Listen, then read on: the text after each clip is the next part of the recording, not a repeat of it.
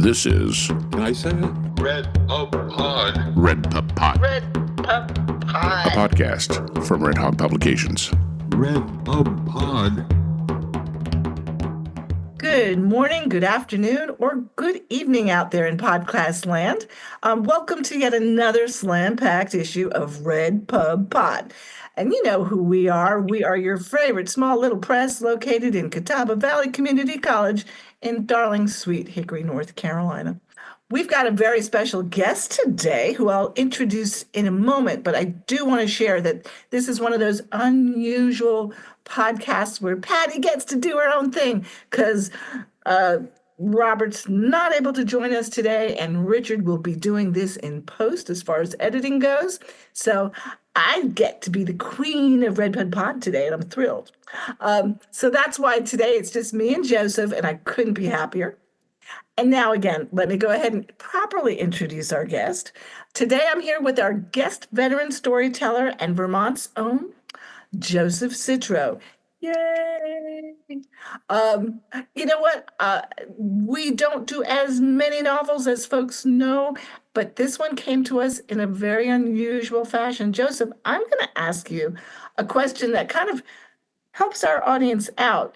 We are blessed to have published your book, The Gore, but it's got an unusual backstory. And would you mind sharing with me and with our audience kind of the unique journey that The Gore has represented? Because it's not necessarily new, is it? Well, it's been around forever, but I just got around to writing about it. I guess it was published around 2000 by Warner Books. And since then, it was picked up by the University Press of New England. I was pretty happy with that because there were some major changes between what Warner Books did with it and what University Press of New England did with it. But they went out of business. And I'm not going to suggest any causal relationship. I don't think they went out of business because of my book, The Gore, but suddenly there was no Gore, and it sort of languished for a while. There was an ebook of it, and to me, ebooks are like the ghosts of books. Books die; they're no longer available in bookstores. You can't get them off the shelf, but they can still be read, and the writers can still pick up their pittance. But anyway, for a while, it languished in ebook land. There was also an audiobook performed by a wonderful reader and actor by the name of Chet Williamson. I think you know him. We know Chet, and we thank Chet because he also did voice work with one of our nonfiction books. An amazing voice actor. He really is, and he worked hard to get the Vermont accent. Vermonters don't sound like other people. And Chet doesn't sound like a Vermonter normally, but he did a wonderful job of sort of affecting the way we talk up here. So he did a good job. But anyway, it was unavailable for a while as a real book until you guys picked it up. And it made me really happy because I would hate to see that book vanish. And you've done a really wonderful job of putting it together and presenting it. And the design is wonderful. And I'm a very happy guy. I think how we ended up finding out that it is what we call an orphaned book, you know, a book that's out there but has no publisher. I think Robert was the one that found it online, or there might have been some kind of, maybe it was Facebook, maybe it was X or some social media. How was it? Because Robert was the one who I think discovered that it was available. Right. Robert and I have been Facebook friends for years, but we never met or anything, but we had sort of a cordial online exchange from time to time. And in one of his posts, he said something about looking for books or something like that. And so I messaged him and I just said, look, I know you've read my stuff and I've got a book that has been orphaned. Would you be interested in taking a look at it or something like that? I think he had already read it. I think he had read it, and so he knew the book and grabbed it, wanted it, and I was happy to hand it over. Man, I'll tell you what, I tease him that he's the ambulance chaser of orphaned books, but quite frankly, he is really good about searching the internet for publishing companies that might have gone out of business. Then he looks through their catalog backlist and he sees things that could be of interest. And I really appreciate him doing that. And you are one author that I know that it worked out for us. I think there might have been one other, but I was really excited because I kind of like the genre that you do. And so I don't want to hold anyone in suspense. Would you mind sharing a little bit about what the Gore is? It is fiction, but it's kind of unique. So share with us. Yeah, there are things I can't talk about. Those are But the spoiler alerts. We don't want the spoilers. I came across the term gore in a number of ways, and one of them is, of course, blood and guts. But that's not this. Gore is an old term for a bit of land that was created by mistake when early surveyors came through. They surveyed the towns and drew out the town lines, but there were some intersections, usually somewhat triangular, that ended up in no town. They were literally no man's lands, or as we say today, no person's lands. And that fascinated me because they would be little areas that didn't have any laws. There were no laws. There were no police. There was no population. So that interested me, and it occurred to me that would be a good place for a story to take place. And as soon as that occurred to me that I could build a story in one of these gores, I went to work. And I started out wanting to write a boy's adventure, like the ones I used to read when I was a kid, like Treasure Island and Lost World and that sort of thing. But it didn't really work out that way. It certainly could be read by young people, but it's equally a book for adults, and it kind of took on a life of its own. I had some ideas about what I wanted to do, but then I wanted to just see what happened, and it almost wrote itself. It takes place in a town called Eureka, Vermont. And there's no such town in reality, but it has to do with a displaced newspaper man who bought a bar in this town.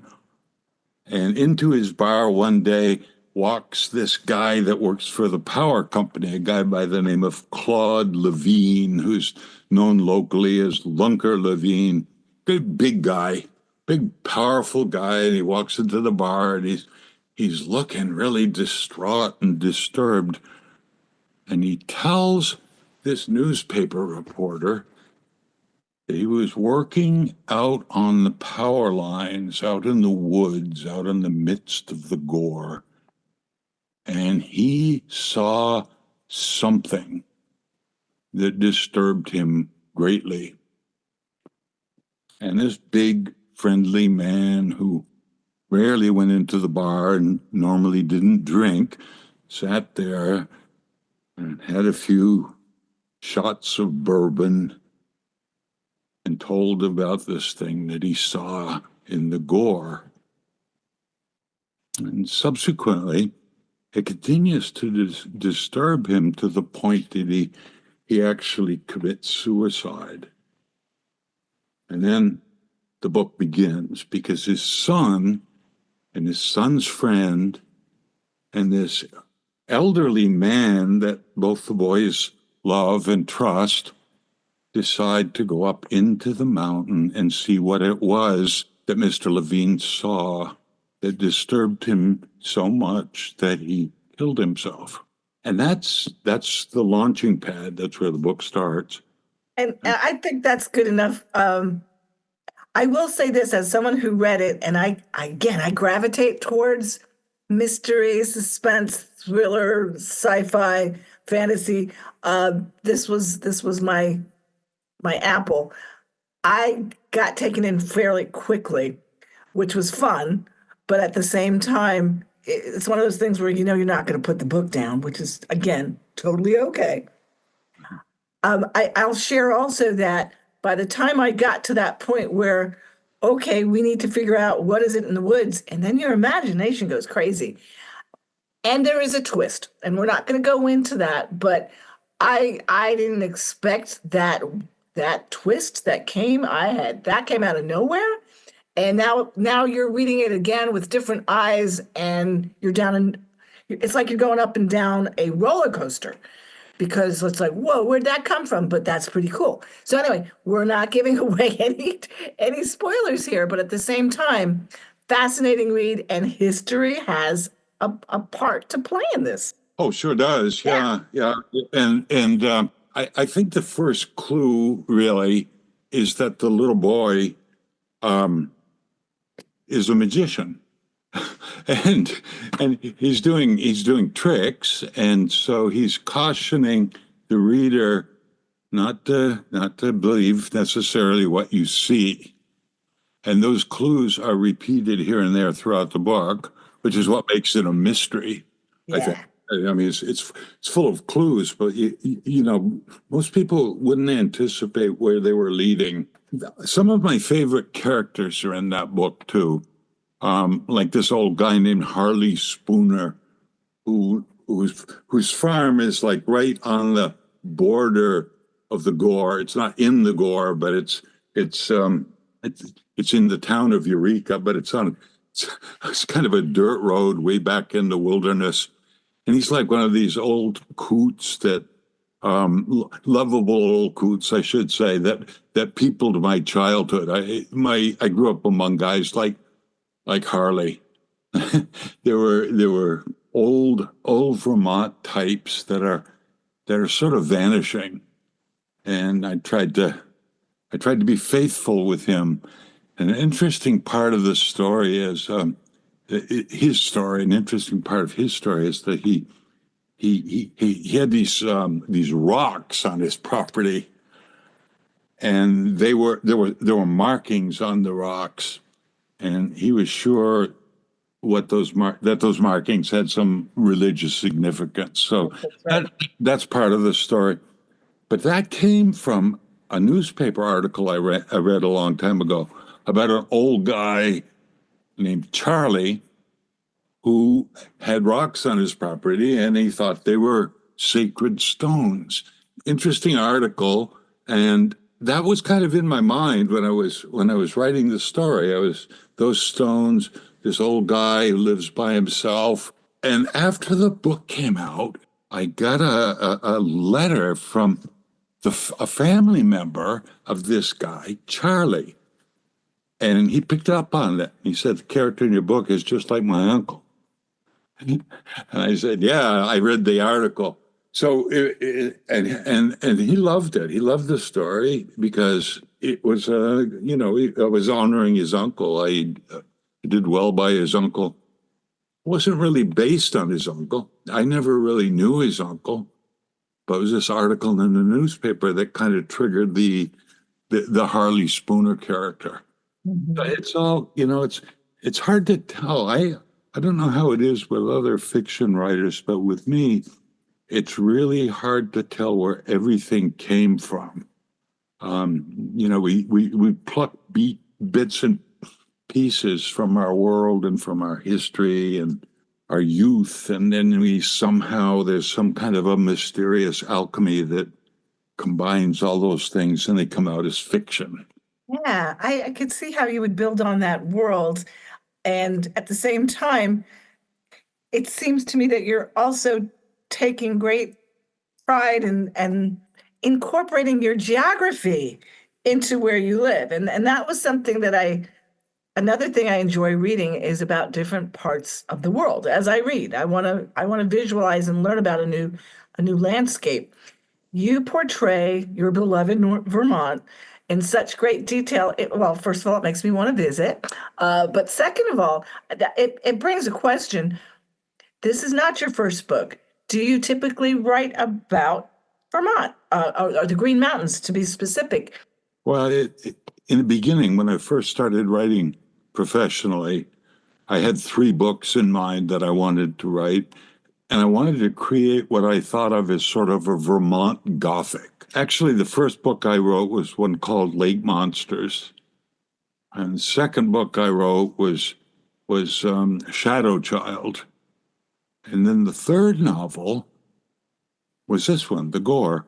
So I wrote the three novels that I had in mind that I wanted to write, and they're all Vermont-centric. They're all based on legitimate Vermont history. A lot of interesting history in this state, including history having to do with ghosts and monsters and spiritualism and things like that. So it's just a wealth of things to write about that, to me, are fascinating. And I've been sort of locked in Vermont. All my novels, I think I've written 5 novels and a book of short stories. They all take place in Vermont. My mission, the mission that I was feeling, was that I wanted to create this Vermont Gothic. I didn't know if I'd be able to keep it going beyond those original 3 books, but what happened was I kept learning more and more about the state and its eccentric past. So at some point, I just decided to put the novels aside and just collect the state's stories. No one, oddly, in all the time this state has existed, it was the 14th state to join the. In all that time, nobody has bothered to collect the state's weird tales. So I started doing that because somebody had to do it. And I'm talking about ghost stories and stories about murderers and lost treasures and monsters and eccentrics and, all the sorts of things that the legitimate history books might not pay attention to. You've in essence become the gatekeeper of the stories of weird and macabre for Vermont. Sort of, yeah. I guess I'm sort of known locally for doing that, yeah. And I got very popular around Halloween.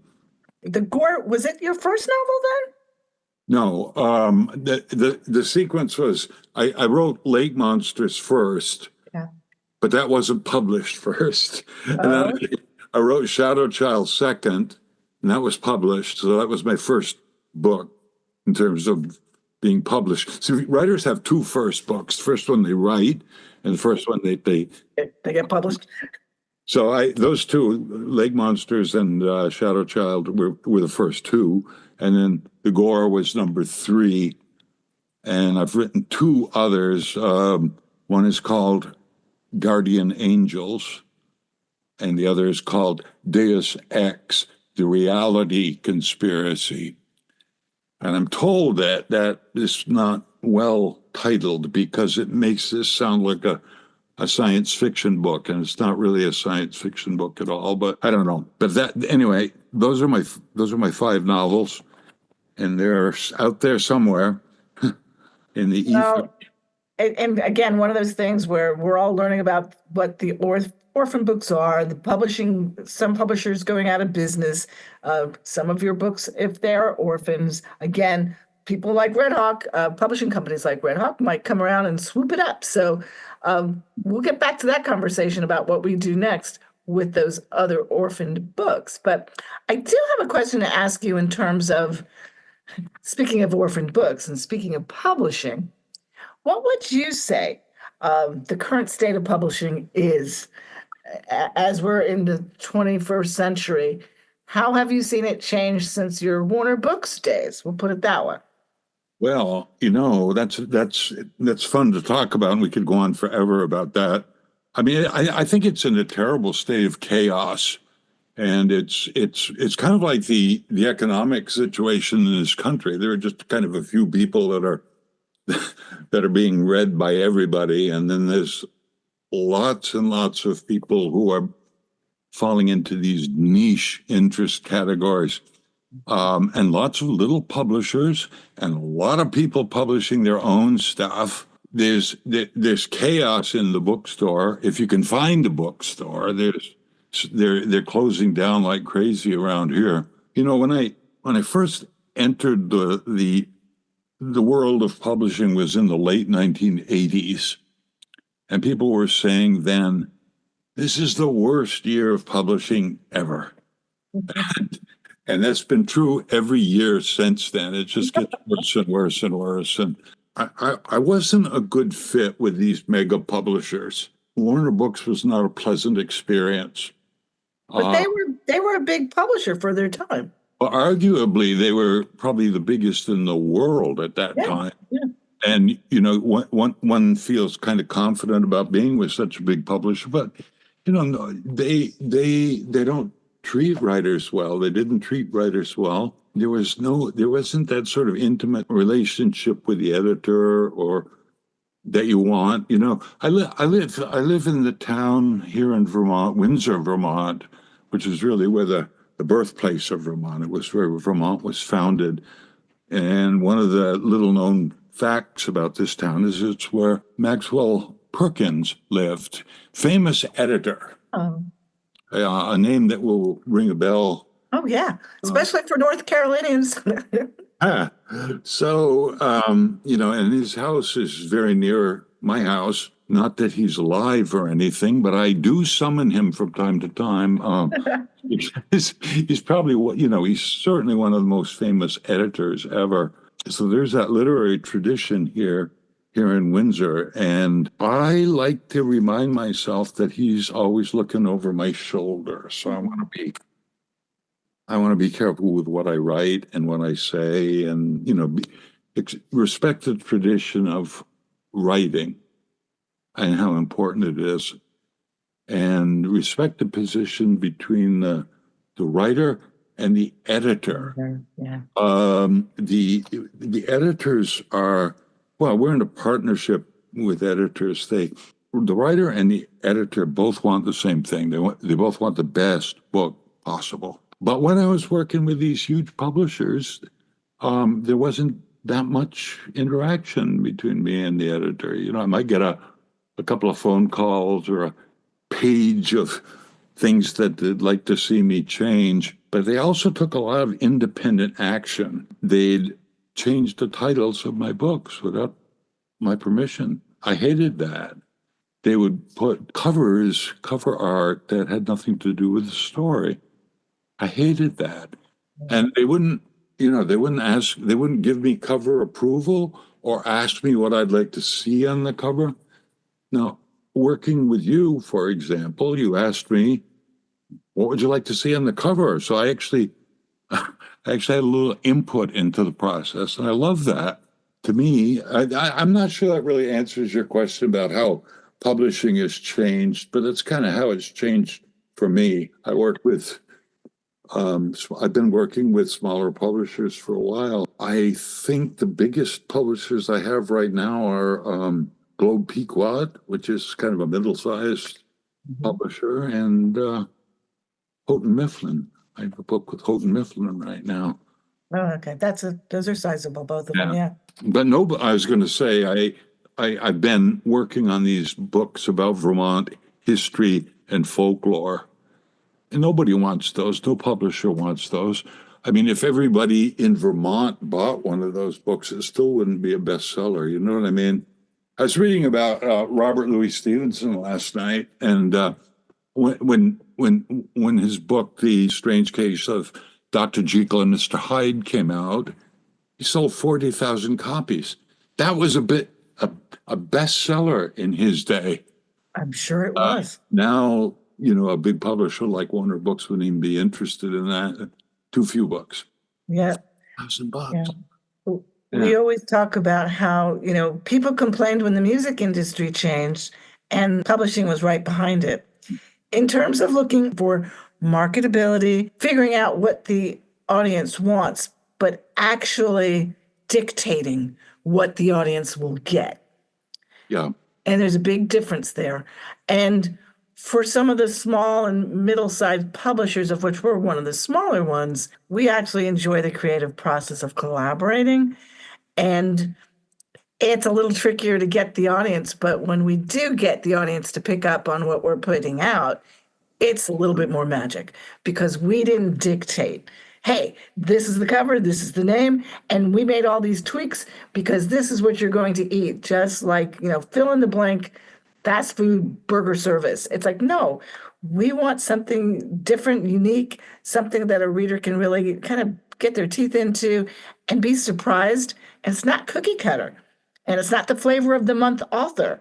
We're just looking for good books, Joe.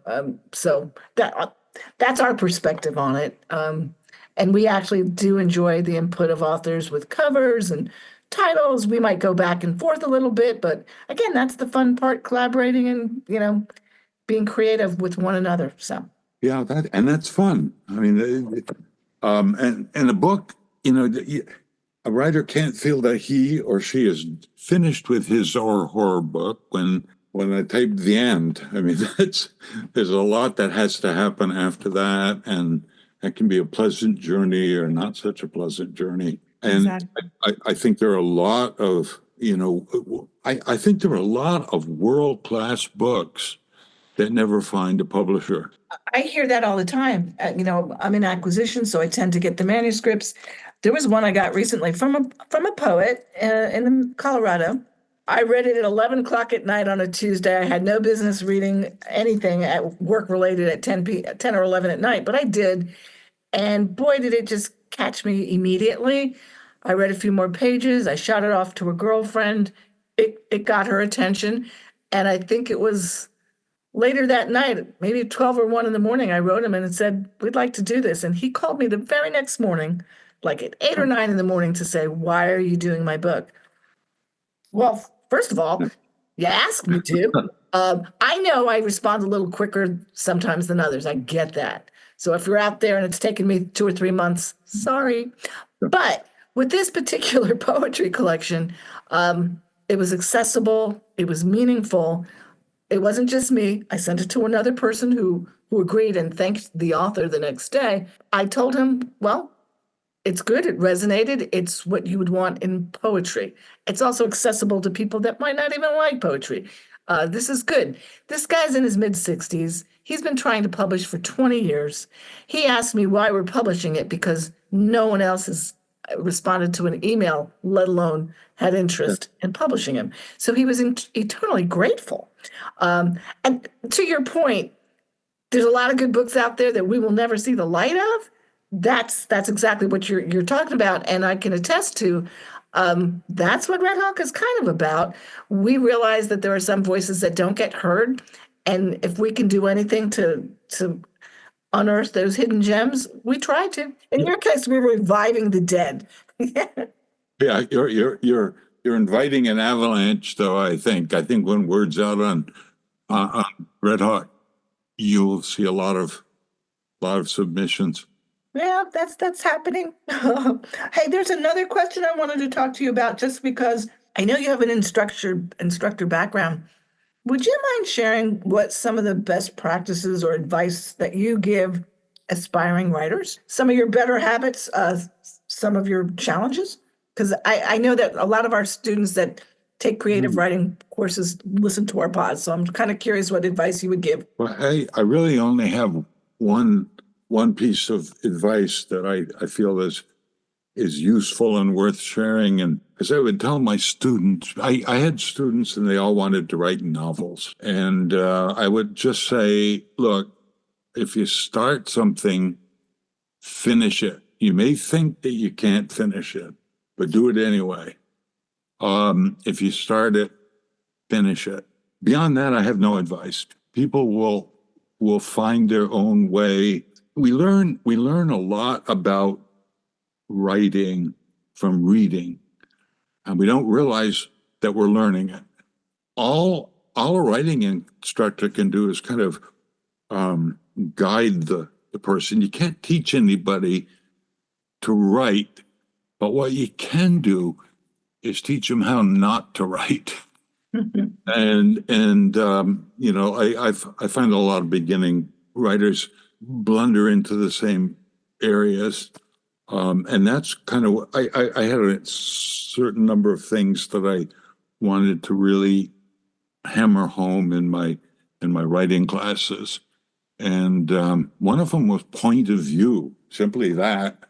I mean, it seems so obvious, but people mess it up horribly. But yeah, I don't think there's any like one bit of advice that's going to be useful all the time for everyone. You can work with writers and give little pieces of advice, but I think finishing things is really important because so many people start writing a novel, say, and they suddenly realize how much work it is.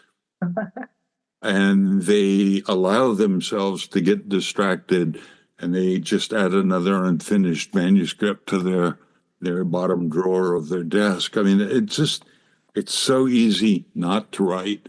Writing is sort of like what Mark Twain said about smoking. It's easy to quit. I've done it lots of times. You got to not quit. You gotta finish.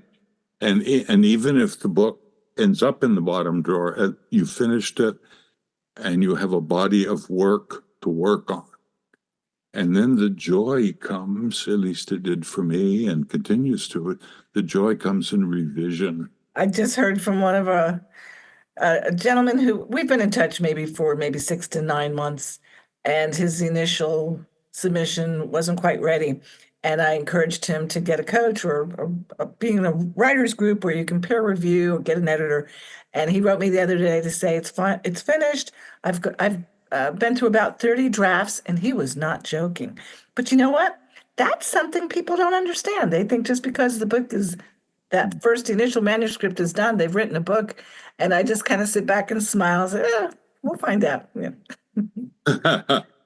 Yeah, it's so much fun to hear from a writer who's taken one of my classes and they've published their book or something. Who knows what evils I've loosed upon the world.